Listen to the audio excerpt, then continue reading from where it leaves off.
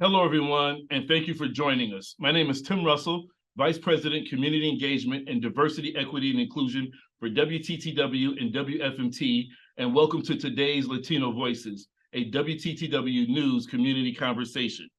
WTTW is committed to producing and presenting trusted best-in-class content fueled by distinctly Chicago sensibility. We have served as Chicago's window to the world, and our purpose is to enrich lives, engage communities, and inspire exploration. Today, Latino Voices Community Conversation is another example of the stories that we tell which reflect the diversity of this great American city. On Friday, November 3rd, WTTW premiered Chicago Stories, The Outrage of Danny Sotomayor. This documentary profiled the fiery openly gay AIDS activist, political cartoonist, and organizer who used civil disobedience to wage war on the city officials who marginalized the LGBTQ community. Danny Sotomayor wouldn't take no for an answer, who channeled his rage and pain into a movement to reflect positive change. If you have not watched The Outrage of Danny Sotomayor, you can stream on PBS app and our website. Speaking of which, don't forget to check out the companion website at WTTW.com/Chicago Stories, where you'll find original content, video extras, and more. Before we get things going, I'd like to extend a very special thanks to our supporters, who you can see listed here. The generous support of these donors, sponsors, and WTTW members and viewers like you make it possible for WTTW to bring provocative ideas to life, to tackle the issues that matter, and to expand our perspectives on the world in which we live. There is only one reason why this is possible, and that reason is you. Thank you for your support. Now, please welcome our host, Joanna Hernandez. Hello and welcome all to Latino Voices, a WTTW News Community Conversation. Thank you for spending your afternoon with us. I'm Joanna Hernandez. Now, Sotomayor was outraged that they were turning a blind eye to the AIDS epidemic in the 1980s. Meanwhile, he was fighting a losing battle with the disease himself. No cure, costly meds, and quick fatalities. As Tim mentioned, Sotomayor's story was featured in the WTTW series Chicago Stories. Take a look at a clip from the documentary. Danny was diagnosed with AIDS. Do you fight back? Do you scream out? Do you die without fighting? Honestly, did not have a political bone in his body. It was AIDS that had turned him into an activist. At the time, a person living with AIDS faced a terrifying future. We didn't know how to deal with these patients. We tried to support them and they died quickly. Funeral homes were refusing service. Dentists were refusing service. There was no support. There was no empathy. There was nothing. By the summer of 1988, 50,000 Americans had died of AIDS. Tens of thousands more were infected, and there was still no cure. I think people were happy that gays were dying. You know, I think we were disposable to a vast majority of the population. Today, we'll be discussing the impact of Danny Sotomayor's life, his legacy, and where the movement currently stands. You're all in listen mode only, but that doesn't mean you can't be part of the conversation. We want to hear from you. So please chime in on the chat function with your questions and comments. I'll try my best to share them with our guest. Now, let's start by introducing our guest and thanking them for taking time out of their busy schedules to be here with us today. Now, first up, we have Alicia Vega, President of Alicia T. Vega Consulting. We have David Ernesto Munar, President and CEO of Howard Brown Health, and Julio Rodriguez, co-founder and president of the board of directors of ALMA Chicago. All three have been named to the Chicago LGBT Hall of Fame. Thank you all for joining us here today.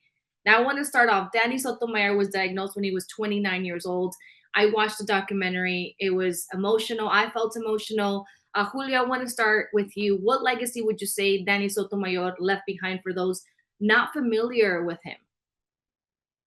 Well, one, I think his legacy really speaks to the power of individual action, and that really one person can motivate thousands.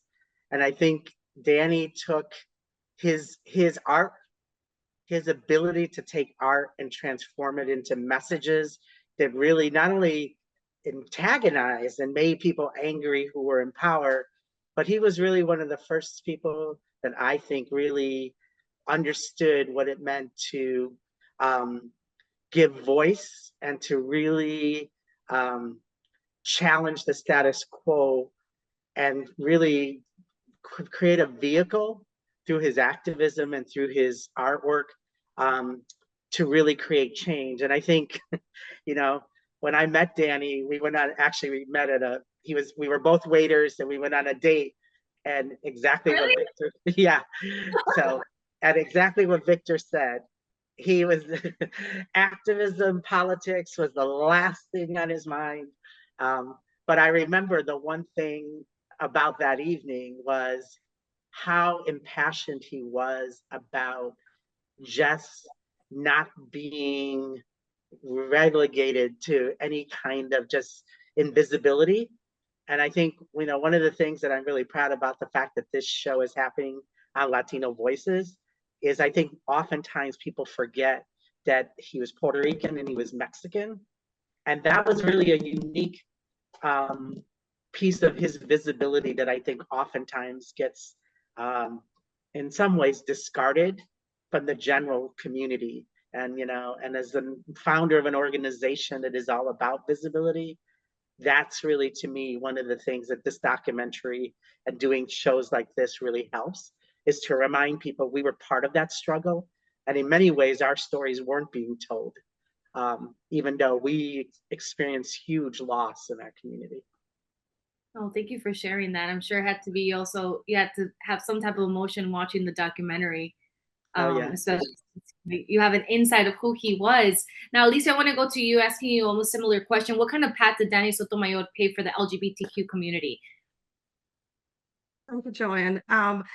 So I did not have the privilege of meeting him. I was actually just coming to terms with my own sexuality a few years before he passed on. But, you know, when I watched the documentary and I think about what was happening during that time in the early 90s, and realizing that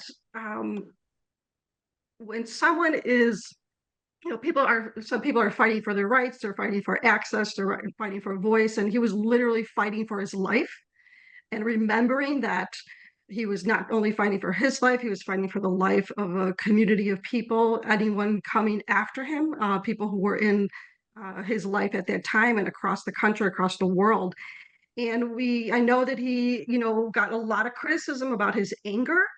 And when I think about us as advocates trying to make decisions about the best and most effective way to make change, there's like those two different areas, and people where I think we're trying to get him into the area of, let's sit down at the table and let's have some conversation and let's write some policy and let's have some compromise and agreement. And he didn't have time for that. And there's issues that we continue to deal with that we don't have time to sit and wait. And there's a different way of doing things. And he just took that into his own hands, and he used his energy and his anger and his ability to just get in people's faces And I can tell you that there's many times that I wanted to get in people's faces, and thinking about the fact that he just did it, and he understood the urgency of what was happening. And so I feel fueled and motivated in thinking about the way that he set folks up to do that. And I remember being sort of first introduced to ACT UP and realizing just the intense energy that they had, and it just like fascinated me. And there were things that I saw people like criticizing them, and but also realizing like people are talking about them, they're getting the attention, and he was getting the attention. And I imagine, the fact that if he was born in a different generation, he would have lived much longer.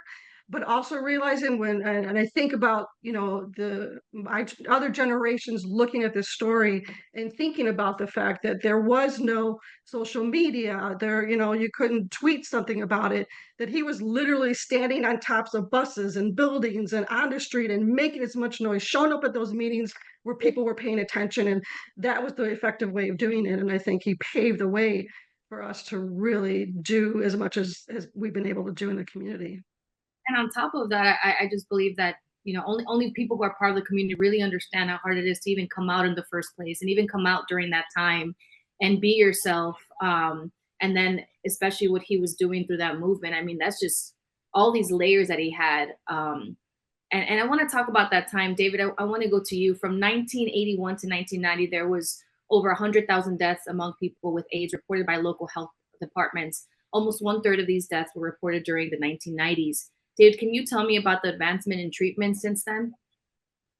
Yeah, that was such a scary time. And I think it's hard for people to comprehend how much stigma existed about living with HIV, and how much no one wanted to talk about it, including folks in the gay community. I think people were terrified to touch, to be with, to date, to acknowledge. And yet we were seeing cases coming up all over the place. I also didn't intersect with Danny. I started my career as an AIDS activist in '91. And so he was getting really ill, and then and subsequently passed away. And I tested HIV positive in '94, and it was terrifying. And I recently read this this Chinese quote that said, we each have 2 lives, and our second life begins when we realize we only have 1 life. And that just really touched me, because that's what becoming HIV positive was like. I remember clearly thinking I may have 10 years, because at the time, the average life expectancy from diagnosis to death was 10 years. And that's if you were lucky. And so I was fighting, myself to try to reach 35, and didn't know if I would. And thankfully there were advances soon thereafter. In '87, scientists realized that by combining more than one antiretroviral therapy into a treatment cocktail, that people's lives could be extended. But so many people didn't make it that long. And there was one person that I remember also, who young immigrant from Mexico, we dated for a short time, beautiful, hardworking person, passed away to AIDS. When we buried him in his, our friends got together, we did a memorial, we put together a collection. His sister came out from Mexico. She did not know he was gay. And then we realized in that moment, meeting her, that he had to assume an alias so that he could work 3 jobs, so that he could get healthcare. And so he lived his life in this alias with a different name, even with the closest people he knew, because it was survival. And we're living survival right now. We're seeing, all of these migrants that are being bused up to Chicago. Our dreamers are still fighting for their rights. I mean, there's so much that we can relate to. Stories, human stories. You say like people, everyone who died during that time had a story. Absolutely. Absolutely. Julio, I want to go to you. You talked about it a little bit, David, but HIV treatment prevented almost 21 million AIDS-related deaths between 1996 and 2022, according to the United Nations. Julio, how crucial were these advancements? Oh my God. You know, I was in my mid to late 20s in 1985, and I was just coming out. I mean, when Danny and I went on our date, it was funny because at the time here, because the coasts were being ravaged, but nobody knew. I mean, in some ways, the Midwest was happening here, but the stigma, as David mentioned, was just so high.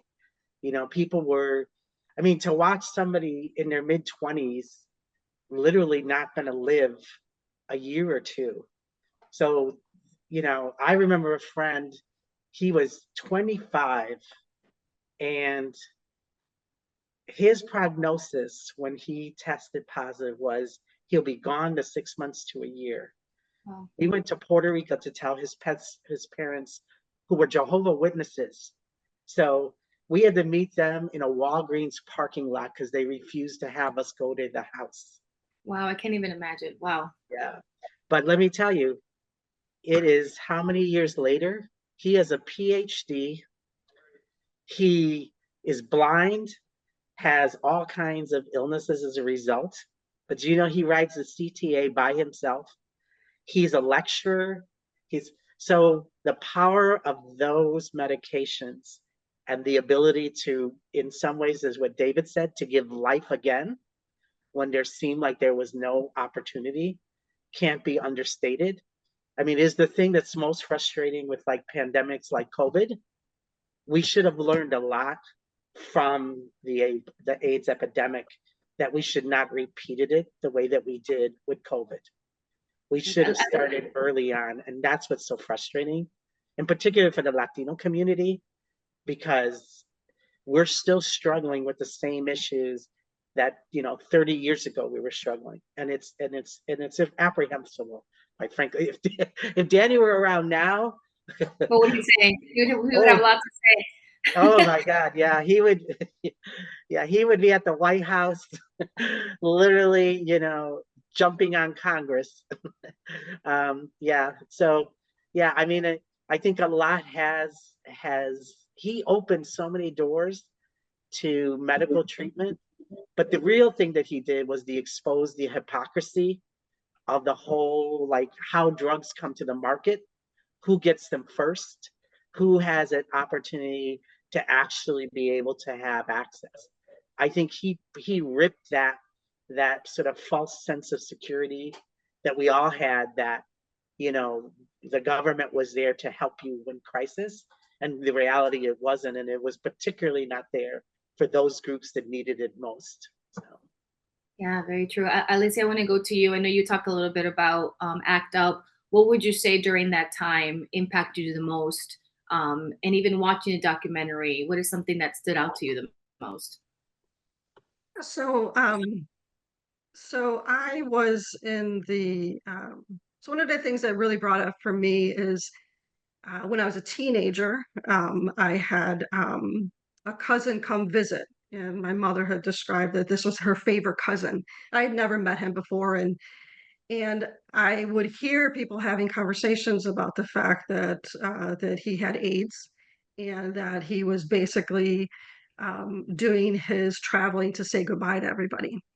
And he was this beautiful man, and I remember him taking me for a ride, and just like he just had so much light to him. And so I think about that, being very, very young, and when the AIDS epidemic first started, and not really understanding the full significance of that, and feeling when I hear about him being assaulted by his mother when he came out, and realizing that that my cousin did have a lot of love from our family, and unfortunate that he was lost. And I would have hoped to learn more from him as a budding lesbian for him in his life. But I think about the story that he would tell about how when he was in what he said, the Hispanic community, that he was a gay man first, And when he was in the gay community, he was Puerto Rican or Hispanic first. And I remember going through that same experience, and I was at Loyola University. And, I lived in the back of the Yards neighborhood, barely left the neighborhood too much. The area that I lived, McKinley Park, was not a lot of Latinos in that area. And so when I went to Loyola and I went to the Hispanic Alliance group, and I remember standing outside the door and saying, I don't know if I can walk in as a lesbian. I don't really know if I can do that. And then the gay group that was starting was the Gay and Lesbian Alliance. They were fighting the organization to start. I was the only person of color in the group. So it was like trying to pick these two things. And so I really related when he, told that piece of having to, see who you are in these different circles. And then remembering looking for community and trying to be sort of brave in spaces. And we had chatted a little bit about newspaper ads back then. It wasn't the online stuff, but I put an ad in the paper looking for other Latina lesbians, and got a variety of strange responses. And then I met Yvette Cardona, who founded Amigas Latinas. And I really talk about being able to be part of that group where I got to bring all the different pieces of me. There wasn't anybody that I needed to leave outside, but I was able to bring that. And I think about that and think about Danny not having that, and wish that he would have been here longer to be able to be part of ALMA and the groups that do create those spaces to be able to bring all the pieces of who you are. So true. It's really beautiful that you share that. David, I want to go to you as someone who lives with HIV. Can you talk a little bit about what treatment looks like? Yeah, I mean, we are really in a fortunate era because treatment has vastly improved. So, I described that science developed this cocktail approach to treatment in the late 90s, but the first decade of that treatment, there was a lot of experimentation around trying to find the right dosing, how to manage side effects. And, the good news is that, we kept people alive, but we still didn't know how to use these powerful medications, and they still led to a lot of, kind of debilitating side effects. And so those, so it's taken those 30 years to get the treatments, to get better treatments that we know how to use. And thankfully now the treatments are so powerful that a person living with HIV can have the same life expectancy as a person that doesn't have HIV. And for somebody who is adhering to the treatment, the viral replication is so low in one's body that you're biologically not able to transmit the virus to someone else. So treatment is really powerful. It means that you're stopping you're able to improve your health, but you're also not going to transmit it to someone else. But there's still, so it's as close as you can imagine to a cure, but we still have an epidemic, and that's because there is still so much lack of education. There's still so much stigma, and the biggest challenges we're facing are in two communities: young gay men of color, Latinx and African American, and transgender women are particularly continue to see high rates of HIV. Why? It has nothing to do with what they're doing individually. They're in social networks where there's high levels of undiagnosed and untreated HIV. So if your network, if the pool of people that you hang out with and that may be your partners, there's a lot of HIV, any risk taking has a higher statistical chance of resulting in infection. And so that's what we're seeing. It's very important to get tested. And we also have preventative medications for people, PrEP, that can help someone who's at high risk prevent themselves from getting infected. But it's reaching these two groups. And so, the work that we're doing with ALMA and other groups are so critical because we still see this enormous high levels among, transgender women who are, face a lot of social stigma and obstacles, and young gay men, Latinx and African American.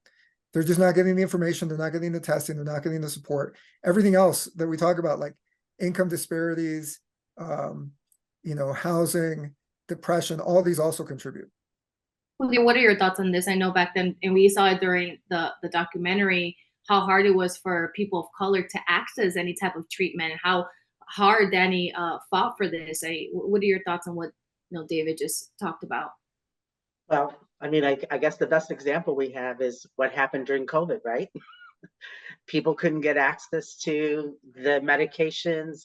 There was a lot of misinformation. I mean, in some ways, social media, it's a blessing and a curse at the same time, because people can, and in a community like the Latino community where people struggle just to get the right information, the messenger matters, right? And so sometimes when, your friend is telling you, no, don't worry about it, it's fine. And I think, and in particular, when you think about, I think about when I was coming out, and I think to myself, I had a fairly strong self-esteem because of my parents. And so I was not as easily swayed into making decisions that I knew I was not comfortable with. But I look at, right now we have a lot of immigrants who are coming here, and the journey they've taken has already been. And then you put them in a shelter. We've had lots of people who are trans and who are gay, who are struggling because they're like, I came here to be free of all of the pain that I had in my country. And now I come here and you're telling me I can't just be who I want to be and be whatever I want to be. And I think between the trauma of the journey, the trauma of getting here, and then you finally feel like you can be your full self. And now everybody's telling you, no, here, you got to do this, this, and this. And I mean, think about it. You're young in your 20s and you're like, I just want to be with someone without having all of this pressure to make the right choices and the right decisions. And I think, and I think COVID created another, on top of the trauma that had already existed, it just added another trauma.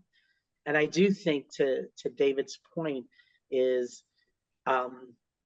it is still about, the social inequities. If I'm, how many people couldn't take off work to go get tested, because their employer is saying, if you're not here, then you're done. I'll pick the next person to come and take your job. And those are very real pressures. And in particular for folks who are most marginalized, like trans folks who make a living day to day and don't have the option to say, oh, I'm going to take a half a day to go get my medications or get tested. I think there's so much to unwrap there. And I think it's all of our responsibilities to try to figure out. And I just want to commend, Howard Brown and all the work that they've done, and other groups that are trying to get to a lot of folks who, they're not going to come into a clinic. We have to get to them. We have to figure out better ways to get to them and to find the right messengers. Because at least with ALMA, we found that finding the right messenger can literally, one drag performer can reach hundreds of people with just a couple of shows a night. And you can't underestimate the power of an indigenous voice. So. You definitely can't. We clearly saw it with Danny. And, yes. And at least I want to go to you. The United Nations agency focused on ending the AIDS epidemic released a new report that claims there is a clear path to end the epidemic by 2030, citing the ending of the epidemic as a political and financial choice. What global steps do you think it would take to get there? I think the pointing out that it's a choice, and with so much of the infighting that's happening where other entities are getting groups to fight against each other, thinking there's just this little tiny pot of money we're all fighting over. I think recognizing that there is a force among us that is working diligently to separate us and make us believe there's not enough for everybody, and that people have to choose between one group and another. And that's simply not true. I like the fact that they brought out that it is a choice, and there is so much we can do if we're just prioritizing the right resources in the right way. And we have the most intelligent people on this planet that know how to do that, but they're deciding not to because of the hate that they have inside of them for multiple different layers of reasons. Us as humans, unfortunately, have this ability to hate as much as we love. And a lot of it, I think, comes from the otherness that's been embedded in so many of us, that as soon as you have a conversation about us and them, it just tears everything down. So I think it's really recognizing that we are a human race of people, and we need to take care of all of us. So that's assuming while I'm speaking, I'm like hearing Danny's voice in the back of my mind, like people aren't going to make the right decision. No, and I always say that unfortunately people fear what is unknown. I always find it interesting. I don't feel like people can look at us like, oh yeah, you're gay. But I think when people get to know us and then, it just comes out in conversation, they're like, oh, I never thought you were part of that community. It's just so interesting to see how their mind changes. It's also kind of funny almost, because at the end of the day, like we're saying, we're just human. It's not like we have a sign here, like I am gay or I have AIDS or whatever the case is, right?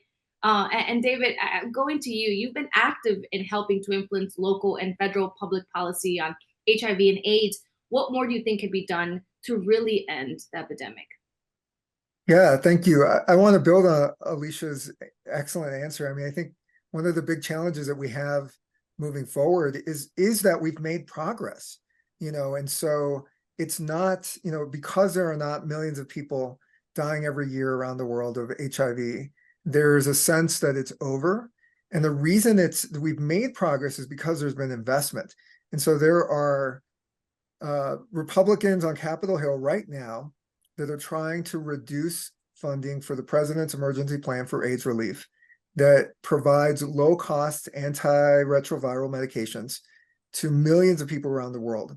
And in low-income countries, they're relying on the United States for these low-cost medications.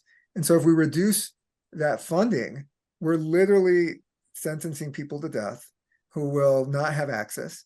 And at the same time, there's also a move by Republicans to reduce funding for the Ryan White Care Act and other AIDS-related programs in our country. And so, there's a sense that we need to move on to something else. And we've not finished the job. But that last push is going to be difficult for all the reasons that Julio described. And at the end of the day, it is about, having access to high quality healthcare, regardless of your insurance, your income status, your nationality, your immigration. And we're not there. It's been 10 years since the Affordable Care Act was fully implemented, and it's fraying. I mean, we are seeing rates of uninsurance going back up to what they were pre-Affordable Care Act. At Howard Brown Health, when I joined in 2014, which was the first year of the Affordable Care Act, our 43% of our patients were uninsured, and they were uninsurable because their jobs did not provide group place insurance. And because of pre-existing conditions, they could not purchase individual coverage in the marketplace. That changed with the Affordable Care Act, and our uninsurance rate went from 43% to 9% by the end of 2014. Now we're back up to 21% uninsured, and we're seeing it go back up. So there's still a lot of gaps in our healthcare system, and we're seeing this right now with not to mention the loopholes in health insurance. You have health insurance and then you can't go to here because your insurance doesn't cover it. Or you have a hard time finding a therapist because your insurance doesn't cover this therapist. It's it's insane to me. It's a big challenge. I mean, I think it's why we had, why we saw the COVID numbers that Julio was describing. It's why we continue to see these inequities. What's the story is if somebody gets a cold in our country, people of color get pneumonia, so it's going to hit us harder because of the social inequities. And there's a 20-year life expectancy gap from Streeterville to the west side, you know. So if you live on the west side, your life expectancy is 20 years lower than if you live in Streeterville. That has nothing to do with biology. It has everything to do with social conditions. That's very true. And Julio, I'll ask you a different type of question. The documentary also explains how Sotomayor was a political cartoonist. Can you tell me about the impact his cartoons had and why you think they were so crucial to the movement? So, well, one, they were so poignant in terms of. I think they were Yes, I mean, first of all, he created a very relatable medium that people could really, in some ways, just he created access through those cartoons. It was like he put what was in your mind that you were afraid to say, all of a sudden you saw it across the country and in lots of publications. You're like, oh yeah, that's what I think about that mayor, or this is what I think about Washington. And then he also he used it as a way to also inform people about exactly what the issues were, like the lack of drugs, the lack of good policy, and really a lot of the sort of inaction on the part of the public in terms of both public officials, but also just the complacency amongst, even in the gay community, of sort of, oh, you know, just wait, they're gonna help us, don't worry, you don't have to be so angry. And I remember that's what a lot of his cartoons were around, channeling a lot of people's anger of the inaction. And I think that's what, you know, as amazing as they were, because they were so right on like topic, and he was prolific. I mean, he, you know, if you ever went to like it was like, I love that you're getting memories. I'm loving that. I feel like your mind has all these memories swirling around. Yeah, I have a button that was all about safe sex, you know, and just that and he could use humor too. That was the other thing. He had a way of both inserting humor in his work, but also making a strong statement. I could tell you a lot of politicians in those days, they were like, oh, I don't want him to make a cartoon. Like they're like, oh no, he's gonna make a cartoon of me. I don't want to do that. It was like, yeah, there are a few people that I would have liked to put on that list that didn't make that list. But it didn't make the list. Yeah, so there are a few now that I would definitely like to wish he was here to, you know. But I think that's what he did. He created a vehicle for people to have both information and in some ways to not feel powerless, and really to have him being dragged. Yeah, and that is so him right there in those shorts. And he just was very like, I want you to see what's happening to me and understand it could be anyone. And I think that was the other thing that he really did. So yeah, thank you for sharing that. Alicia, I want to go to you. I know we talked about this a little bit earlier on, but do you think the stigma surrounding people with HIV have changed? Why or why not? Well, I think that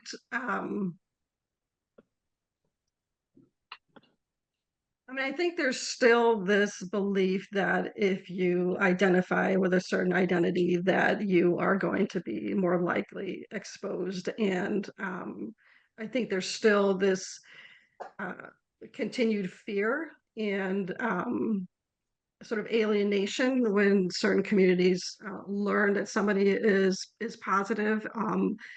I think that there's a new generation of taking a different kind of charge about it and taking a different kind of control of the narrative around it, which I think is fantastic.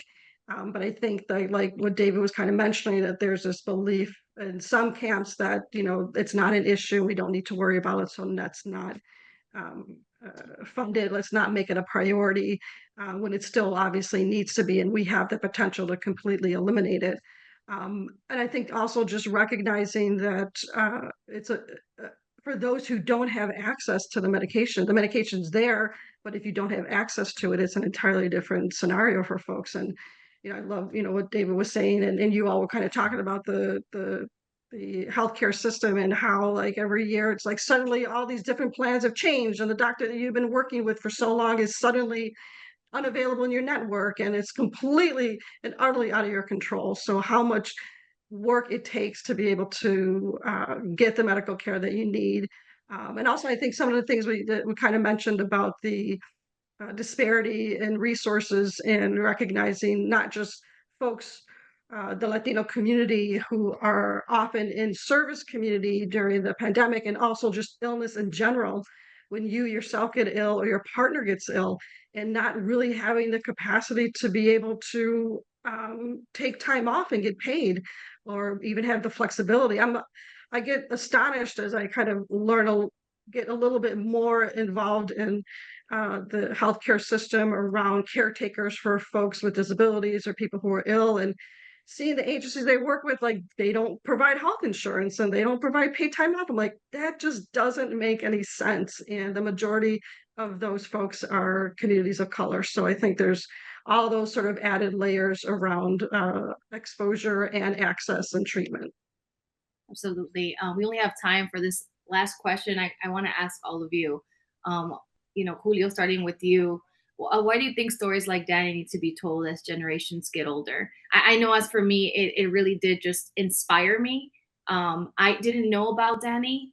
And when I saw his story, I'm one that it was hard as it is to come out as a lesbian in a Latino community.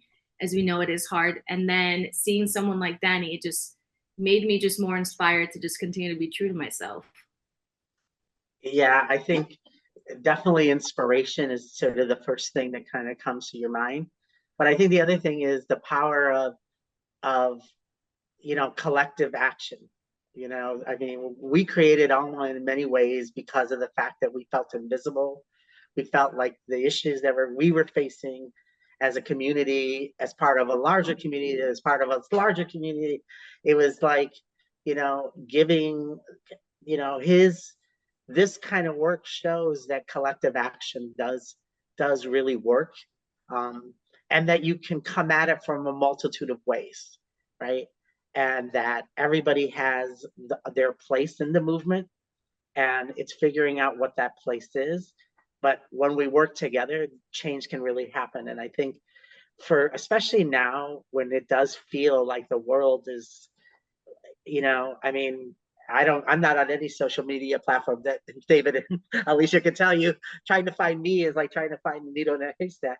But I can see, like, when you have somebody 30 years old and they're already feeling depressed and unable to, and I think to myself, your whole life's ahead of you, So I think that's the other thing, that telling people these types of stories in a time when it seemed hopeless, but that you can make change, and what seemed hopeless becomes an opportunity to create hope. So that to me is in some ways, that's what this inspires, and the sense of things can change and you can create hope. So when we come together, David, what are your final thoughts? Really similar. I mean, I think he knew he was going to die young, and he made a decision that his life was going to matter, was going to have purpose. He was going to pour into something that was bigger than himself. And he was probably, knew that because for a lot of reasons, he's probably the least likely person to make a difference. And yet he flexed power and showed that, no, actually the least among us can be the most important. And so that was really beautiful. I love that. Alicia? The point where I hear folks talk about how he didn't have a political bone in his body and then suddenly he got ignited, I think that is like a message that our lives can just change in a split second. Suddenly what was important isn't important anymore, and what you thought was always going to be there is suddenly time limited. So I think recognizing that we're capable of doing that switch, and for folks to see that there are different ways to get the work done, And being angry is a right, and we have a right to be upset, and we have a right to let people know what it is that we're thinking. And when we use an intense emotion to get a message across, you create intense emotions in others, and people remember that. You know, so there's just different ways to get your message across, and you don't always have to play by books. That's very true. We don't always have to play by the book. Well, that's all we have. Thank you. We're out of time. And thank you all to our panelists, Alicia Vega, David Munar, Julio Rodriguez. Thank you to our viewers for participating in today's Latino Voices, a WTTW News Community Conversation. And of course, feel free to submit any story ideas, topics, and issues WTTW News needs to be covering at the email listed in the chat box. If you enjoyed this conversation, please join us on Chicago Tonight Black Voices, which airs on Wednesdays at 5:30, and Chicago Tonight Latino Voices on Thursday, that I host every Thursday at 5:30. Now take care. Have a great rest of your day. Thank you again, guys.